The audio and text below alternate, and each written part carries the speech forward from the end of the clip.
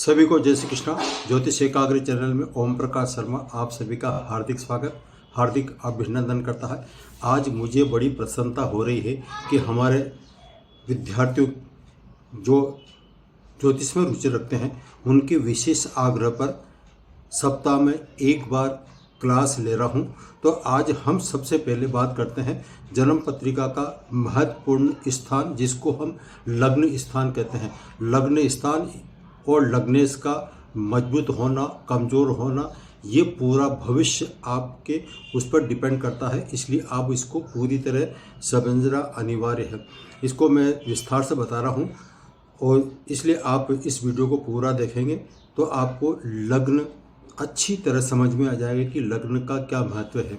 तो हम अधिक विलंब करते हुए करते हैं आज का विषय प्रारंभ। जन्म कुंडली जो होती है उसमें 12 स्थान होते हैं। तो सर्वप्रथम लग्न स्थान को बोलते हैं। तो लग्न स्थान, उसको मैं लग्न स्थान बोलूँगा, प्रथम हाउस है उसको भाव बोलूँगा। वैसे प्रथम स्थान बोलते हैं, ये साधारण भाषा है, लेकिन ज्योतिष शास्त्र के अनुसार भाव बोला जाता है। तो मैं बार बार इस लग्न स्थान को भाव बोलूँगा और लग्न और लग्नेश इस तरह से संबोधित करूँगा, तो आप थोड़ा समझ जाइएगा। तो जन्म कुंडली का प्रथम स्थान यानी कि भाव, जिसको हम अंग्रेजी में हाउस कहते हैं, तो वो लग्न कहलाता है। और प्रथम भाव का जो स्वामी होता है उसको हम लग्नेश कहते हैं। प्रथम स्थान लग्न और उस पर जो भी राशि आती है 1 से लेकर 12 तक, तो उसका जो स्वामी होगा उसको हम लग्नेश कहते हैं। तो दो बात स्पष्ट हो गई। अब आता है लग्न से हम मेल और फीमेल का चार्ट बड़ी आसानी से दे सकते हैं। तो ऐसे में मैं बार बार जातक का नाम लूँगा, जाति का नहीं। जातक का मतलब होता है मेल चार्ट। तो लग्न से जातक के व्यक्तित्व को हम समझ सकते हैं और प्रथम स्थान से हम उसकी शरीर रचना जो हमारे सामने जन्म पत्रिका है और उसके लग्न स्थान से हम क्या क्या दे सकते हैं इसके बारे में बता रहा हूँ। सर्वप्रथम इससे हमारा शरीर देखा जाता है, इसका स्वरूप, वर्ग, वर्ण, रंग रूप कैसा है, ये हम लग्न स्थान से देखते हैं। प्रथम भाव लग्न के कारक जो ग्रह है वो सूर्य ग्रह माना गया है। जितने भी हमारे 12 स्थान यानी कि 12 हाउसेज, 12 भाव हैं, उनके सब के कारक हैं। तो सर्वप्रथम जब हम लग्न की बात कर रहे हैं तो लग्न स्थान का जो स्वामी होता है, कारक स्वामी है, वो सूर्य कहलाता है। इसलिए सूर्य इसका माना जाता है और ये सबसे महत्वपूर्ण स्थान माना जाता है। लग्न में शुभ ग्रहों की स्थिति देखी जाती है। शुभ ग्रह वहाँ पर स्थित हो या फिर उनका दृष्टि संबंध हो, तो ऐसे में जिसका भी लग्न शुभ ग्रहों से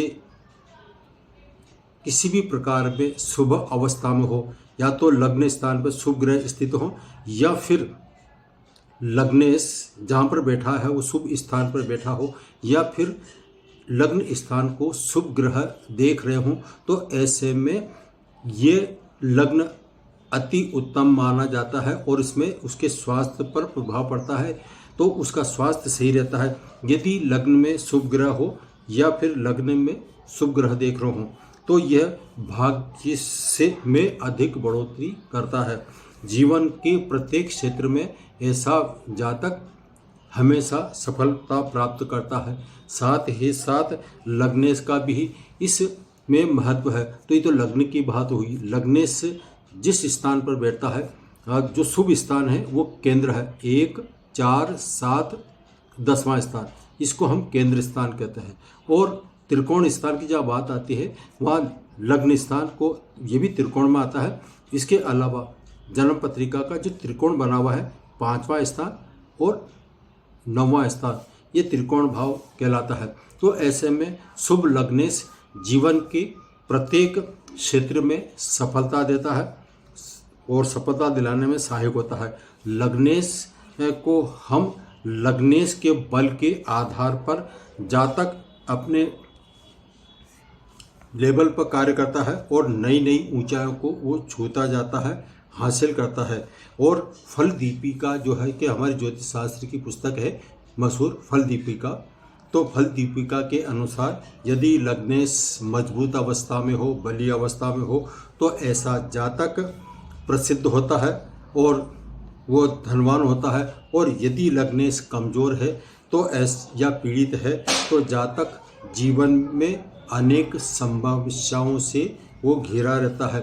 यह पीड़ित होता है तो अनेक समस्या आती है। और यदि लग्नेश ही कमज़ोर है तो ऐसे में चाहे आपके कितने ही राजयोग का निर्माण हो रहा है वो प्रभावित नहीं हो पाते हैं। इसलिए लग्न स्थान और लग्नेश को देखना जरूरी है।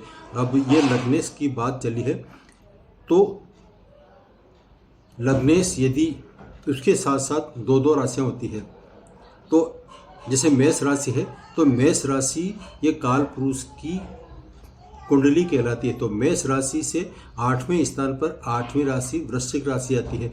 मेष और वृश्चिक या फिर यूँ कहें वृषभ और तुला, इन दोनों में से किसी का भी 4 लग्न, या तो मेष का हो या फिर वृश्चिक का हो या फिर वृषभ या तुला का लग्न हो, तो ऐसे में ऐसे को अष्टमेश का दोष नहीं लगता है। और बाकी जितने भी हैं उनको यदि अष्टम स्थान का भी स्वामी कहलाएगा तो वो उनको दोष लगता है लग्नेश का।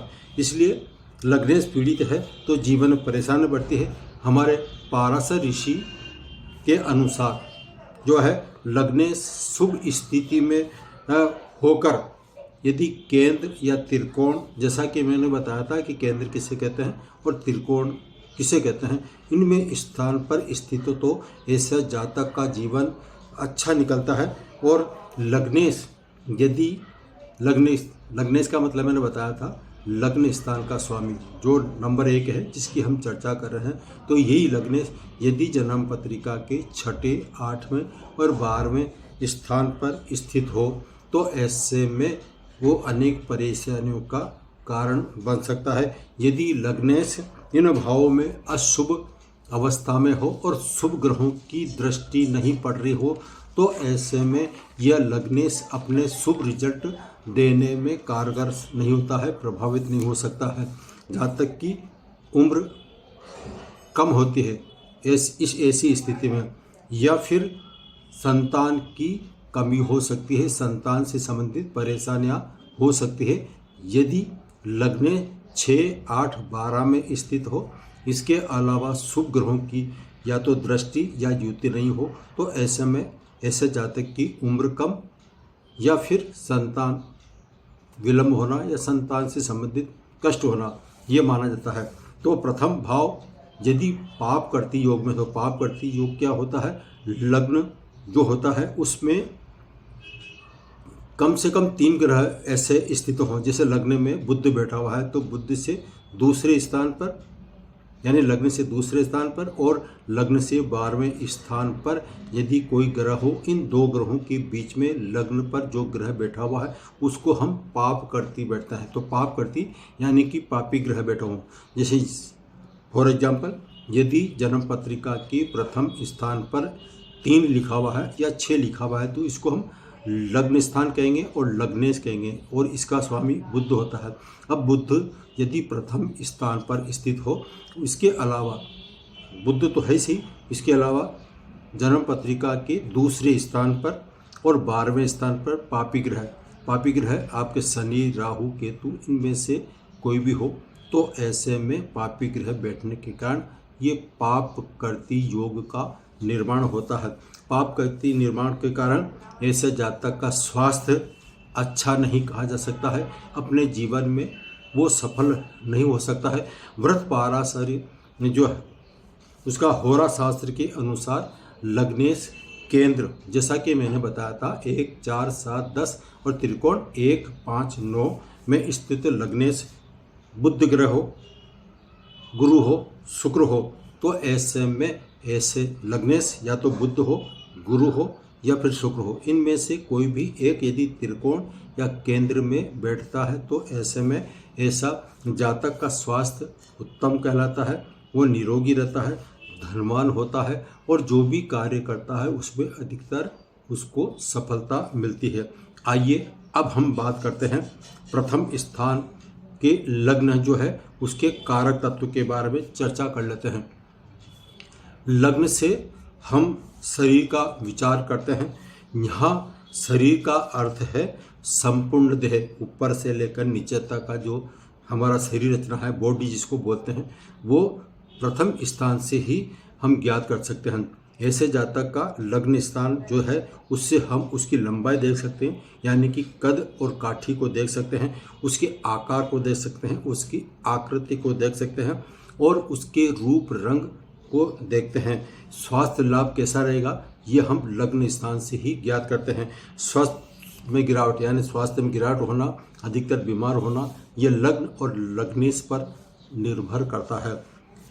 अंगहीनता, जैसे बहुत से विकलांग होते हैं तो अंगहीनता, अंग की दुर्बलता आदि लग्न और लग्नेश की विशेष भूमिका इसमें रहती है।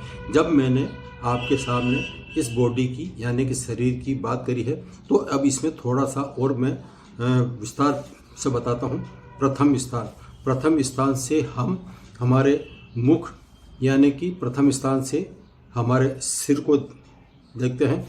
दूसरा स्थान जो होता है वो मुख और जुबान होती है, वाणी होती है। और तीसरे जन्म पत्रिका के तीसरे स्थान से आपका ऊपरी वक्ष स्थल कहलाता है और चौथे स्थान से हृदय का ज्ञान किया जाता है।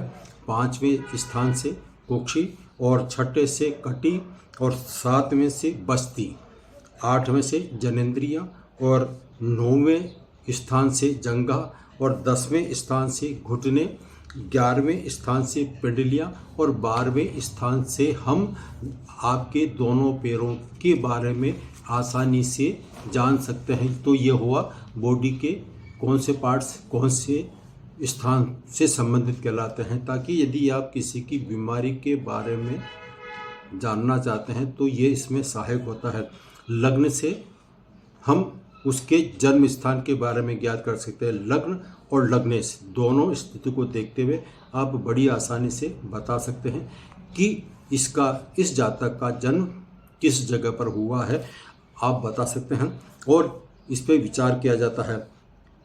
जब लग्न जन्म स्थान कहलाएगा तो उसके दूसरे स्थान जिसको हम पड़ोसी के नाम से ज्ञात कर सकते हैं और लग्न से 12वां स्थान यानी कि उसके पीछे की तरफ उसको हम विदेश से संबंधित जोड़ते हैं। तो इस तरह से लग्न स्थान जो हुआ वो आपका जन्म स्थान ज्ञात किया जा सकता है, दूसरे स्थान से आपके पड़ोसी के बारे में ज्ञात किया जा सकता है और 12वें स्थान से विदेश से संबंधित जानकारी हम प्राप्त कर सकते हैं। और ऐसे जातक यदि किसी की जन्म पत्रिका में लग्नेश जहाँ पर स्थित होगा उससे हम बड़ी आसानी से ज्ञात कर सकते हैं कि इसका जन्म किस स्थान पर हुआ। फॉर एग्जाम्पल लग्नेश यदि छठे स्थान पर स्थित है तो हम बड़ी आसानी से बता सकते हैं कि ऐसे जातक का जन्म इसके ननिहाल पक्ष में यानी कि नाना मामा के घर में इसका जन्म हुआ है। इस तरह से अन्य भावों से हम आसानी से ज्ञात कर सकते हैं कि इसका जन्म कहाँ पर हुआ।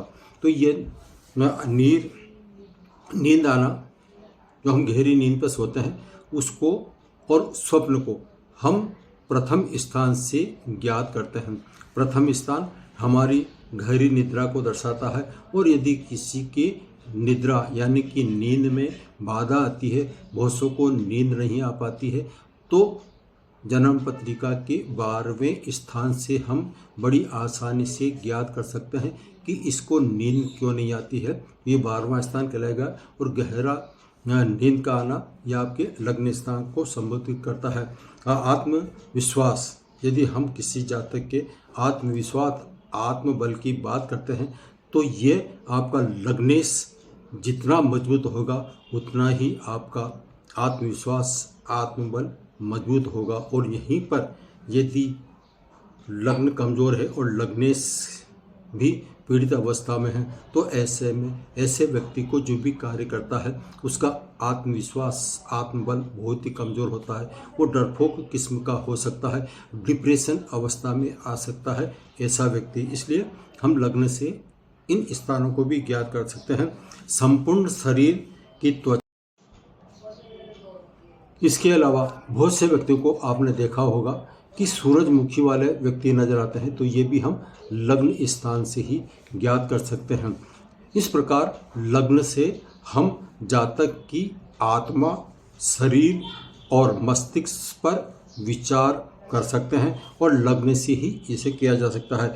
लग्न स्थान से गुरु और बुध ग्रह स्थित बलि होता है। अब मैं बताता हूँ, जन्म पत्रिका का प्रथम स्थान जिसको हम लग्न स्थान कहते हैं, यहाँ पर बुध और गुरु इन दोनों में से या तो दोनों स्थित हो या दोनों में से एक स्थित हो, तभी भी हम बड़ी आसानी से कह सकते हैं कि इसका गुरु दिग्बली है और बुध दिग्बली है।